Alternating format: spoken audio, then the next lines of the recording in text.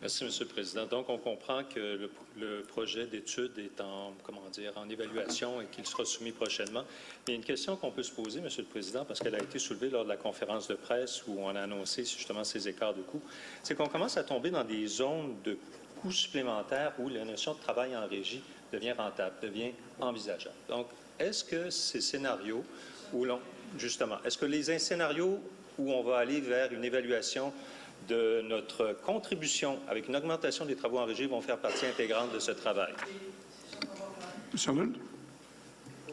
Eh bien, effectivement, comme on l'a mentionné lors de la conférence de presse, l'étude va nous arriver avec des états de fait. On verra quelles sont les hypothèses qui sont fondées, qui ne le sont pas, puis après ça, on va prendre des décisions.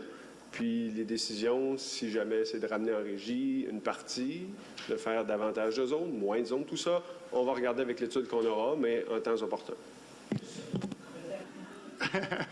Bon, alors, comme nos amis de l'opposition posent des questions et ne veulent pas entendre les réponses, je vais profiter de ça pour répéter ce qu'on a dit. J'espère que les oreilles s'ouvrent et sont grandes. Voici ce que nous allons faire.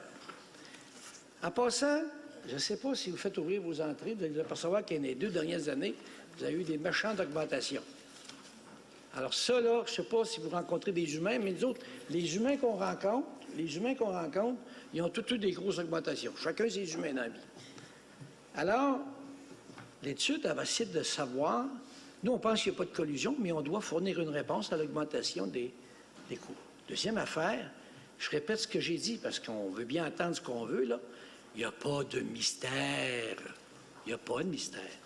On a demandé à l'organisation de se préparer pour savoir comment on peut planifier un retour progressif vers la régie à cause des travaux en régie, à cause du manque de main-d'œuvre, puis du nombre de compagnies qui a baissé de la moitié pour soumissionner au contrat. Il me semble que c'est clair. C'est vraiment clair. Alors, on n'a aucun avantage. On ne regardera pas ça dans nos poches, là. Ben non, on va tout l'expliquer.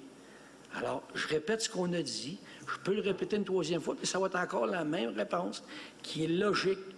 Puis honnêtement, je pense que c'est une démarche intelligente.